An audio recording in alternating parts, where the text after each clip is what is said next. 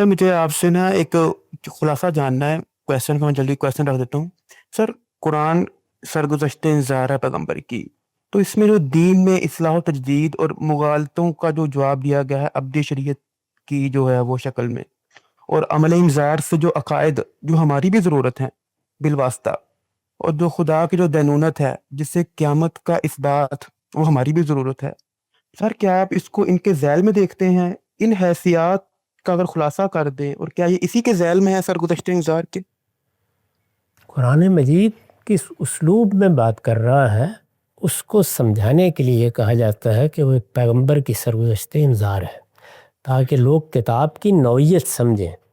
کتاب کس طرح کی ہے؟ کیا اس طرح کی کتاب ہے جیسے مثلا میں نے اسلام کو اپنی کتاب میزان میں بیان کیا ہے، تو اس میں نے مختلف ابواب قائم کر دیے ہیں. یہ عبادات ہیں، یہ معاشرت ہے، یہ سیاست ہے، یہ معیشت ہے. عام طور پر کتاب پڑھتے وقت یہ خیال ہوتا ہے کہ قرآن مجید اس طرح کی کتاب نہیں ہے. اس میں رسالت مآب صلی اللہ علیہ وسلم کی زبان پر جاری کیے گئے خطبات ہیں، وہی صورتوں کی شکل میں ہمارے پاس موجود ہیں. یہ خطبات انذار کے خطبات ہیں، یعنی اپنی قوم کو خبردار کیا گیا ہے. اس میں جو بات بھی کہی گئی ہے وہ ان سے کہی گئی ہے. چنانچہ اگر آپ غور کر کے دیکھیں تو ہم لوگ متعین کر کے پہلے بتاتے ہیں کہ اس سورہ میں مخاطب کون ہے. مشرکین عرب ہیں، اہل کتاب ہیں، منافقین ہیں، مسلمانوں کی کوئی جماعت ہے، تاکہ پتہ چلے کہ بات کس سے ہو رہی ہے. اس میں اللہ کی ہدایت بھی بیان ہوئی ہے. یعنی اللہ تعالیٰ نے بتایا ہے کہ وہ انسانوں سے کیا مطالبات کرتا ہے.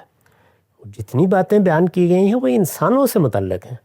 تو جو بات انسانوں سے متعلق ہے وہ قیامت تک ہمارے لیے واجب الاطاعت ہے. کہیں کہیں اس میں ایسی چیزیں بیان کی گئی ہیں جو اس زمانے کے لحاظ سے رسالت مآب کی ذاتی زندگی کو زیر بحث لاتی ہیں، صحابہ کے کسی ذاتی عمل کو زیر بحث لاتی ہیں. اس طرح کے تمام مواقع ہوں یا جو پہلی چیزیں میں نے بیان کی، ان میں ہمارے علماء نے بڑا صحیح اصول قائم کیا ہے کہ اصل چیز ان کا ریشنیل ہے، ان کی علت ہے. اور یہ ایک قاعدہ ہمارے ہاں اصول فقہ میں مان لیا گیا کہ ان الحکم یدور مع العلہ. جب بھی کوئی حکم بیان ہوتا ہے یا کوئی ہدایت دی جاتی ہے تو وہ اس علت یا اس ریشنیل سے متعلق ہوتی ہے. وہ موجود ہے تو قیامت تک واجب الاطاعت ہے، وہ ختم ہو گیا تو ہدایت بھی ختم ہو گئی. تو یہ اصول ہے جس پر اللہ کی کتاب کو سمجھا جاتا ہے.